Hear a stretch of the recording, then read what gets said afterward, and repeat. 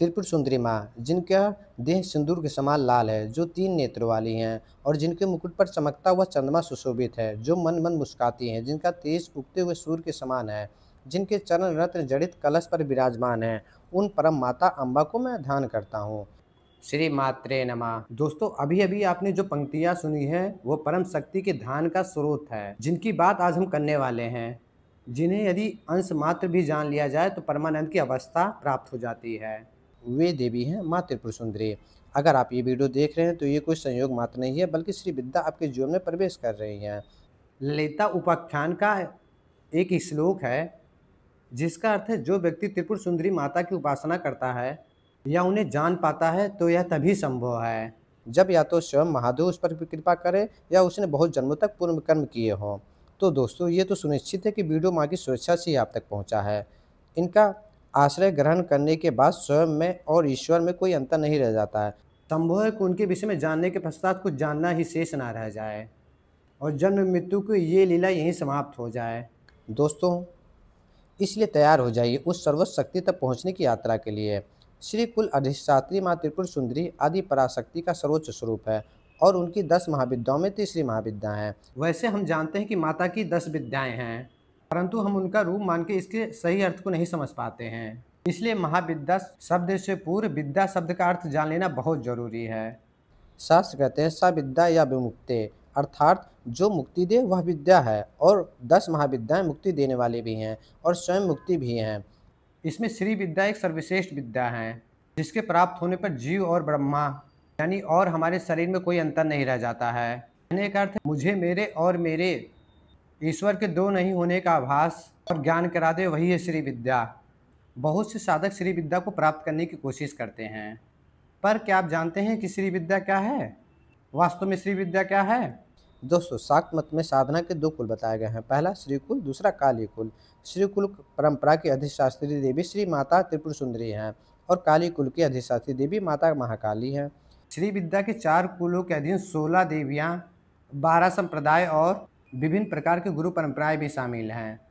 आज हम इस वीडियो में श्री विद्या और उन पहलुओं श्री यंत्र मंत्र तंत्र रहस्यों श्री सूक्त साधनाओं पर गहन चर्चा करेंगे। दोस्तों, माँ त्रिपुर सुंदरी सौंदर्य और शक्ति का सर्वोच्च शिखर है। वह सौंदर्य और रूप की स्वामिनी, लोक में उनके समान कोई भी नहीं। वे अद्वितीय हैं, जिनका रूप वैसा है जिसको शब्दों में वर्णित नहीं किया जा सकता है। उनका रूप इस समस्त संसार को, ब्रह्मांड को उज्ज्वल करने के लिए ही काफी है। करोड़ करोड़ सूर्य भी उनके तेज का सामना नहीं कर सकते हैं। उनका रंग उगते हुए सूर्य के समान है। यही रूप, सौंदर्य और आकर्षण वे अपने साधक को भी प्रदान करती हैं। उनकी आंखें करुणा की लहरों जैसी हैं, जिसके लिए शंकराचार्य सौंदर्य लहरी भी कहते हैं। कि माँ के एक अपांग दर्शन से बूढ़े, मरीज, रूपहीन और हास्य विनोद में असमर्थ पुरुषों के पीछे भी सैकड़ों सुंदरियां दौड़ पड़ती हैं। माँ त्रिपुर सुंदरी की आराधना करके ही भगवान विष्णु ने मोहिनी रूप लिया था। त्रिपुर रहस्य में वर्णन आता है कि माँ त्रिपुर सुंदरी मणिद्वीप पर अमृत सागर से घिरे रत्नों के द्वीप में कंदम वृक्षों के बीच चिंतामणि यानी इच्छा पूर्ति रत्न से निर्मित एक दिव्य भवन में निवास करती हैं। दोस्तों, श्री विद्या का सर्वोत्तम काम शिव जी को हुआ, जो उन्हें स्वयं माता त्रिपुर सुंदरी से प्राप्त हुई थी। उन्हें इसे पार्वती माता को दिया था। शिव को आदि गुरु परंपरा कहते हैं। माता पार्वती से यह ज्ञान शिव गणों को मिला और इसी प्रकार ये ज्ञान कुछ ऋषियों को मिला। अगर श्री विद्या के मनुष्यों तक पहुंचने की बात की जाए तो श्री विद्या के सबसे प्रसिद्ध ऋषि अगस्त ऋषि हैं, जिन्हें ये ज्ञान अपनी पत्नी लोपामुद्रा से मिला था। फिर अगस्त ऋषि से परशुराम जी और परशुराम जी से ये विद्या दात्रेय भगवान तक पहुंची। फिर इसी प्रकार यह श्री विद्या शंकराचार्य को प्राप्त हुई। दोस्तों, श्री विद्या साधना मार्ग में 3 परंपराएं बताई गई हैं, जिनमें कादी विद्या, हादी विद्या और सादी विद्या। दोस्तों, कादी श्री विद्या उपासना का सबसे प्राचीन रूप माना गया है। इसे स्वयं माता ने ऋषि अत्रि को दिया था जब उन्होंने ललिता सहस्त्रनाम का जप किया था। भगवान दात्रेय, परशुराम जी और वेद व्यास इस परंपरा के मंत्रों की शुरुआत काश से होती है। दूसरी है आदि विद्या, इससे अगस्त मुनि और उनकी पत्नी लोपामुद्रा ने स्थापित किया था। इस परंपरा से पंचदशी और आ अक्षर से शुरू होता है। तीसरा सादी मित्रा, इसमें मंत्र पंचदशी का प्रारंभ सा अक्षर से होता है। ऋषि दुर्वासा इसी संबंधित है। इसके अलावा दादी विद्या, नादी विद्या ऐसी कई परंपरा श्री विद्या में प्रचलित है। इसलिए वीडियो को पूरा देखिएगा, चैनल को सब्सक्राइब करिएगा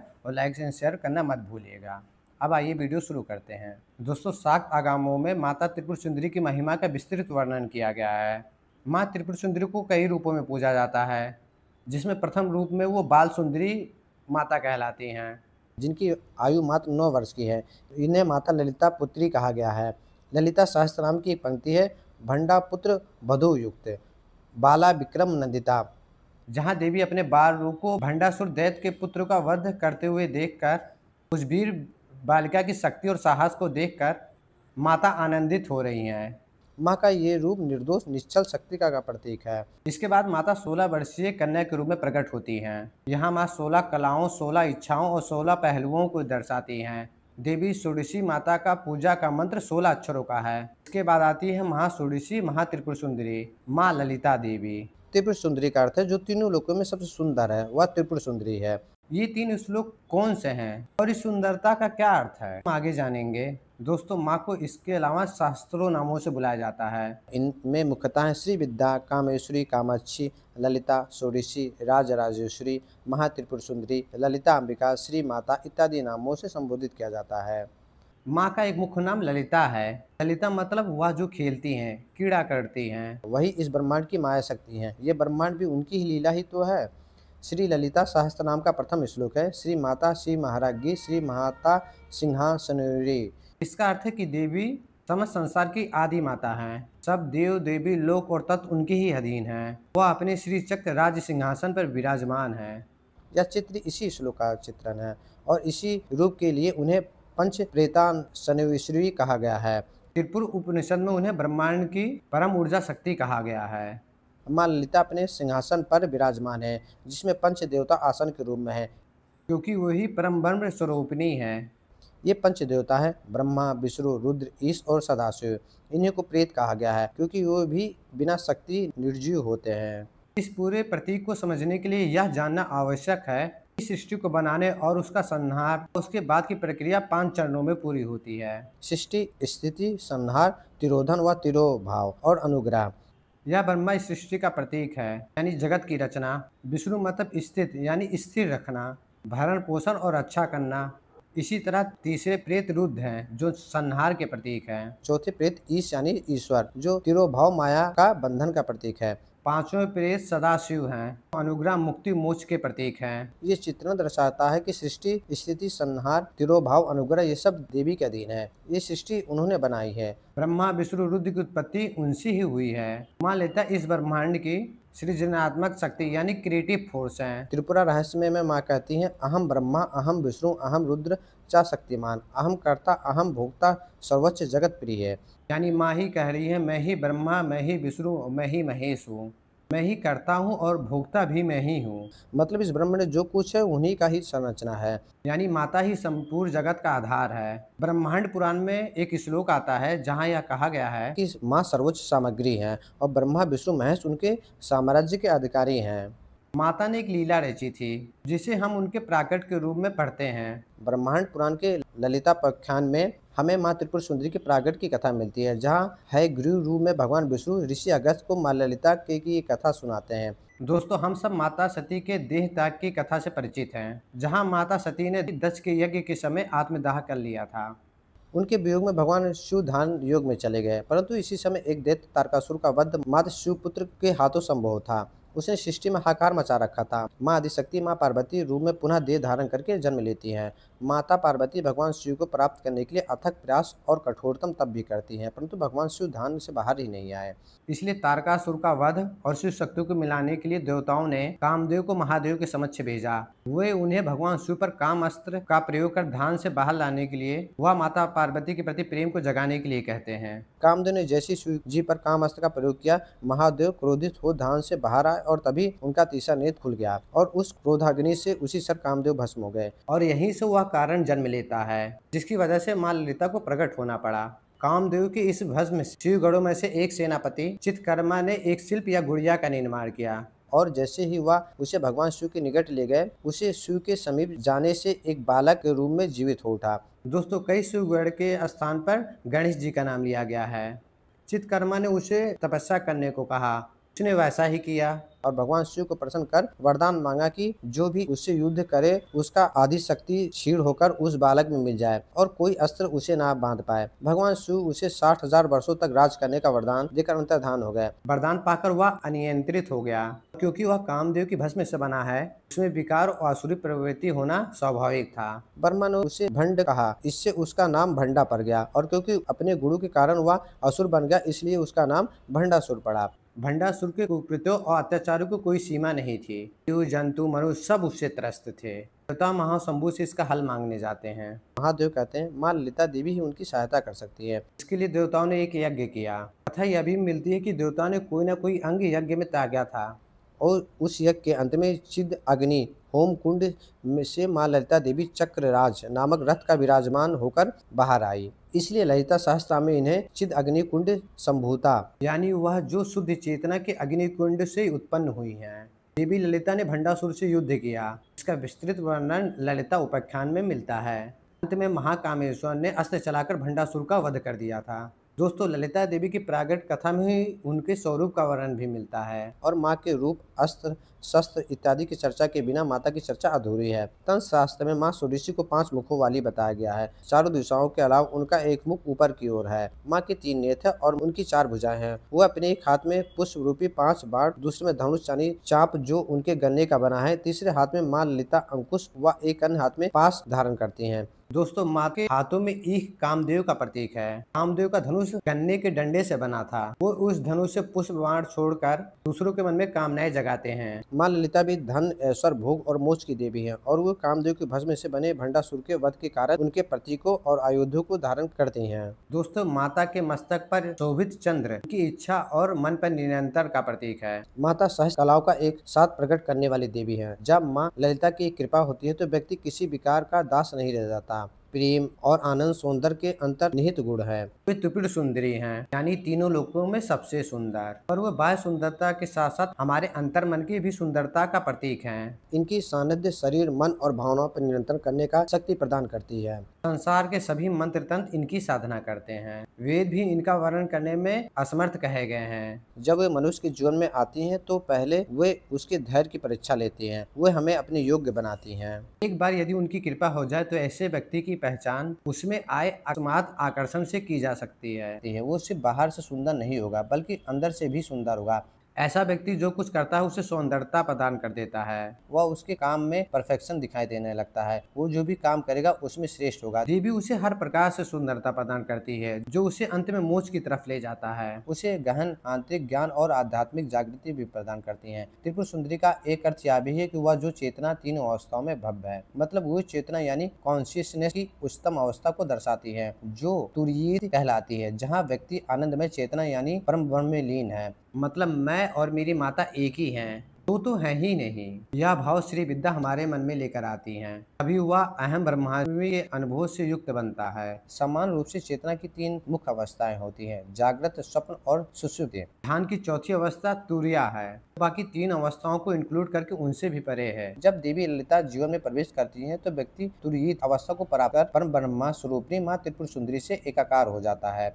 इसलिए यदि इनका प्राकट चाहिए तो आत्मा और मन को शुद्ध करते चाहिए। मालिनता को मन, मस्तिष्क और आत्मा से दूर हटाइए। इनकी त्रिपुर की अनेकों व्याख्याएं हैं, जैसे देवी का मन 3 अक्षरों का है और इनका पंचदशाक्षरी 3 अक्षरों से बना है। 3 नाड़ियों में निवास करती हैं, सुषुम्ना, पिंगला और ईड़ा भी वो विराजती हैं। वह तीनों लोग स्वर्ग, पृथ्वी और पाताल में व्याप्त हैं। जाप की 3 अवस्थाओं वाचिक, उपांशु और मानसिक उनसे ही है। वह तीनों लोगों से परे अजपा में भी व्याप्त है। वह सप्त, रजस, तमस तीनों गुणों से ऊपर है। फिर वह ऊर्जा के तीनों रूपों सप्त, रजस, तमस में व्याप्त है। वह तीनों शरीरों, स्थूल, सूक्ष्म और कारक की नियंत्रक भी है। वही सृष्टि, दृष्ट और दृष्टा भी है, यानी वह देख रही है और देखने के लिए दृष्टि भी वही है, और जो दृश्य दिखाई देता वो भी त्रिपुर सुंदरी ही है। कहने का अर्थ है जो त्रिपुर सुंदरी है वह ब्रह्मांड उनकी माया है। जगत गुरु शंकराचार्य कहते हैं, माँ ने एक बार जब उन्हें दर्शन दिए तो पलक झपकाए बिना खड़ी थी। शंकराचार्य जी उन्हें कहते हैं, तुम कैसी माँ हो, पुत्र सामने हो और तुम मूर्ति बन खड़ी हो, पलके क्यों नहीं झपकाती। जब माता ने उनकी बात नहीं मानी तो वो माता के साथ उनकी आंखों में देखकर प्रतिस्पर्धा करने लगे, परंतु कुछ समय में हार मानकर वो माता को पलके झपकाने के लिए कहने लगे। तब देवी कहती हैं कि यदि उन्होंने पलके झपकाई तो वह पुनः उनको नहीं देख पाएंगे, कि एक बार ही उनके पलक बंद करके खोलते ही करोड़ों ब्रह्मांड नष्ट हो जाएंगे और ना जाने कितने ब्रह्मांड पुनः निर्मित हो चुके होंगे। यह कथा प्रतीक है कि यह संसार माया माँ ललिता की लीला है, इसलिए वो अपनी स्वेच्छा से एक बार आंखें बंद करके बहुत सारे ब्रह्मांडों को नष्ट कर देती हैं और एक बार आंखें खोलकर अनंत कोटि नवीन ब्रह्मांड ब्रह्मांड को जन्म दे देती हैं। दोस्तों, देवी के 3 रूप हैं, इच्छा शक्ति, ज्ञान शक्ति और क्रिया शक्ति। इच्छा शक्ति से वह सृष्टि करती हैं, ज्ञान से वे इसे संभालती हैं और क्रिया शक्ति से इसका पूर्ण रूप से संचालन करती हैं। और जब इन तीनों शक्तियों का समागम होता है तो जिस शक्ति का प्रागट होता है वह त्रिपुर सुंदरी है, यानी इच्छा, क्रिया और ज्ञान, इन तीनों लोकों की अधिष्ठात्री माता त्रिपुर सुंदरी माता है। इसलिए हमारे भीतर स्थित ज्ञान और क्रिया शक्ति भी वही माता ही है। हम कुछ प्राप्त करने की इच्छा करते हैं, ज्ञान के माध्यम से उस इच्छा की हम प्राप्ति करते हैं और क्रिया शक्ति का उपयोग कर उस कार्य को कर पाते हैं। इसलिए जब माँ त्रिपुर सुंदरी का प्रागट हमारे जीवन में होता है तो हमारी ये गुण प्रबल हो जाते हैं। जो हमारी इच्छा हो हम उसे प्राप्त कर उस पर क्रिया कर पाते हैं। यदि हमारे भीतर इच्छा शक्ति ही नहीं है या इच्छा है पर प्राप्ति का ज्ञान नहीं, मानो ये दोनों शक्तियां भी हैं फिर उपयोग करने में सक्षम नहीं, तो ये श्री विद्या का वो भाव है। परंतु यदि माँ त्रिपुर सुंदरी जीवन में प्रवेश करती हैं तो सब कुछ संभव हो जाता है, क्योंकि ये संकल्प शक्ति बढ़ाने वाली माता है। माँ त्रिपुर सुंदरी हम सबके भीतर सुसुप्त यानी सोई हुई कुंडली शक्ति है। जब माँ त्रिपुर सुंदरी का ध्यान कर चक्रों को जागृत किया जाता है तब मूलाधार से स्थित ये कुंडली शक्ति ऊपर की तरफ बढ़ने लगती है और एक एक चक्र को पार करके शीर्ष पर स्थित सहस्त्रार चक्र में मौजूद शिव से मिलन करती है। तब चेतना और ज्ञान का पुष्प खिलता है, तभी अमृत वर्षा होती है। सांसारिक बंधनों, मोह माया, विकारों जैसे काम, क्रोध, लोभ इत्यादि से मुक्ति दिलाती हैं। इसके बाद ही ईश्वर से एकाकार होता है। इसलिए माँ ललिता को जागृत करके स्वाभाविक रूप से अपनी सदात्मकता के छुपे हुए कूड़ों को प्रज्वलित किया जा सकता है। इसलिए हमें अपनी इच्छा, ज्ञान और क्रिया को जागृत करने की आवश्यकता होती है। दोस्तों, ये मैनेजमेंट की महाविद्या है। ये हमें उस वक्त सहायता करती है जब लग रहा होता है कोई हल ही नहीं हो, तब माँ ललिता चार्ज लेती है और सब कुछ ठीक कर देती है। जो माँ बाल त्रिपुर सुंदरी का कृपा पात्र हो जाता है वैसा मनुष्य किसी भी समस्या से घबराता नहीं है, बल्कि ऐसा मनुष्य समस्याओं को सुलझाने में माहिर होता है। ऐसा व्यक्ति जो भी करता है उसको परफेक्ट करने की कोशिश करता है। ऐसी ही ये विजुअलाइजेशन देती है, मानो दिमाग में हर चीज पहले से तैयार हो जाती है। जिस बारे में बात चल रही हो वहाँ क्या हुआ होगा उसका विजुअलाइज करना ऐसे व्यक्ति के लिए एकमात्र समान बात है। माँ त्रिपुर सुंदरी आनंद प्रदायिनी है। जितनी भी चीजों की लालसा करते हैं, हम जो कामना करते हैं वो दुख का कारण बनते हैं। फिर जिसकी कोई सीमा या अंत हो उसे आनंद कैसे प्राप्त हो सकता है? यानी जो वास्तविक है उसे केवल परम ब्रह्म स्वरूपिणी माँ ही उत्पन्न कर सकती है। शंकराचार्य कहते हैं जब वास्तविक आनंद कोई स्वरूप धारण कर लेता है तो वह त्रिपुर सुंदरी ही होती है। दोस्तों, अब हम बात करते हैं चक्र के बारे में, जो श्री विद्या साधना का एक प्रमुख हिस्सा है। तांत्रिक परंपराओं में अपने प्रतीकों का स्थूल पहलू, सूक्ष्म पहलू, सर्वोच्च पहलू के रूप में देखते हैं। माँ की 4 भुजाओं वाली छवि उनका स्थूल रूप है, श्री विद्या ही उनका सूक्ष्म रूप है और अगर उनके सर्वोच्च पहलू को जाना जाए तो वह उनका मंत्र है। तो बेसिकली श्री यंत्र में ये देवी लीनियर और जियोमेट्रिकल फॉर्म में होती हैं। वैसे यंत्र हमेशा फ्लैट ही प्रयोग किए जाते हैं, पर ये 2-3 डायमेंशन यानी आयाम के हो सकते हैं। जैसे श्री यंत्र फ्लैट यानी भूपृष्ठ पर, कच्छप पृष्ठ या मेरु पृष्ठ में हो सकते हैं, जिनका चित्र आप अपनी स्क्रीन पर देख सकते हैं। श्री यंत्र के केंद्र या शीर्ष पर त्रिपुरा विराजमान होती है। इसमें 111 पहलू होते हैं। श्री यंत्र का मानव शरीर का जियोमेट्रिकल पहलू कहा गया है। इसका मतलब है बृहत ब्रह्मांड के रूप में देवी और सूक्ष्म ब्रह्मांड के रूप में मानव के साथ एकाकार। दोस्तों, इसके पहले हम श्री यंत्र का निर्माण, इसकी आंतरिक संरचना को समझें। जान लेना अति आवश्यक है कि श्री विद्या एक गुप्त विद्या होती है। इसलिए स्वयं भगवान शिव इसे माता पार्वती को बताते वक्त कहते हैं मात्र योग्य साधक को श्री विद्या प्रदान की जा सकती है। इसके लिए कहा जाता है राज्यम ध्यम शिरोहम ध्यम न दिया सोडा श्री। का अर्थ है कि अगर आवश्यक पड़े तो आप अपना राज्य दे दीजिए, यहाँ तक कि अपना शीश भी दे दीजिए, परंतु ये सोडाश्री मंत्र नहीं देना चाहिए कि यह विद्या कभी किसी गलत व्यक्ति के हाथ में नहीं जानी चाहिए। तो यहाँ सोडाश्री का मतलब माता से, परंतु यहाँ बात संपूर्ण विद्या की जा रही है। इसलिए हमेशा याद रखिए श्री विद्या मात्र यूट्यूब से या सामान्य व्यक्ति से लेकर जिसे शायद स्वयं इसके महत्व का नहीं पता हो उसे नहीं ली जानी चाहिए। ये अति गुप्त विद्या है। इसलिए हम श्री यंत्र के ऊपरी पहलुओं को भी जानेंगे। दोस्तों, श्री यंत्र की रचना और वर्णन योगिनी हृदय से मिलता है। इसे वाम कामेश्वर तंत्र का दूसरा भाग कहा जाता है। इसमें 4 ऊर्ध्वगामी यानी अपवर्ड त्रिभुज है जो शिव को दर्शाता है और 5 अधोगामी यानी डाउनवर्ड त्रिभुज है जो शक्ति को दर्शाता है। और जैसे मैंने थोड़ी देर पहले बताया था कि ये केंद्र में बिंदु स्वरूपनी देवी की 4 ब्रह्मांडी और मानवीय को घेरे हुए हैं। इसे 9 योनि चक्र कहा जाता है क्योंकि इसमें 9 स्तर होते हैं। चक्र में जैसे जैसे भीतर आप अंदर प्रवेश करेंगे इसका प्रत्येक स्तर एक मुद्रा, एक योगिनी, एक देवी, एक विशेषण यानी उस स्तर पर स्थित अधिष्ठात्री देवी को दी गई संज्ञा होती है। इसमें 9 मंडल हैं। यह है त्रिलोक मोहन चक्र या भूरा, चारों दौरों वाला सबसे बाहरी भाग। यह है 3 वृत्ताकार रेखाएं। इसकी देवी त्रिपुरा है। इसकी योगिनी का नाम है प्रागट योगिनी और महामहेश्वरी इसकी अधिष्ठा देवी है। इस पर ध्यान लगाने या पूजा करने से इससे लोगों का मोह आपकी तरफ बढ़ने लगा है। इसे नीले रंग से दर्शाया जाता है। नेक्स्ट है सर्वभाषा परिपूरक। इसमें 16 पंखुड़ियों वाला कमल है। ये सभी इच्छाओं आकांक्षाओं को पूर्ति का प्रतीक है। ये 10 ज्ञानेंद्रिया, पंच तत्वों और मन का भी प्रतीक है। इसमें 18 शक्तियों की पूजा होती है। इसकी देवी है और योगिनी गुप्त होती है और महाराज्ञी इसकी अधिशास्त्री देवी होती है। इसी प्रकार तीसरे मंडल में 8 पंखुड़ियों वाला चक्र है, जिसे सर्वोत्तम चक्र कहा जाता है। इसका नाम है सर्व संभोवन चक्र। इसकी देवी त्रिपुर सुंदरी है और योगिनी परम गुप्त है और महाशक्ति इसकी अधिशास्त्री देवी है। ये आध्यात्मिक जागरण का प्रथम चरण है। चौथा आवरण सर्व सौभाग्यदायक चक्र है। इसमें 14 छोटे त्रिकोण होते हैं। शुभ और अच्छा भाग प्रदान करने वाला होता है। इसकी देवी है त्रिपुर वामिनी, संप्रदाय योगिनी और इसका अधिशास्त्री गुप्ते देवी है। पांचवा सर्वत साधक चक्र है। इसके 10 छोटे त्रिकोण होते हैं। ये सभी सांसारिक और भौतिक वस्तु को पूरा करने वाले से संबंधित होता है। इसकी देवी त्रिपुर श्री है और योगिनी कुलो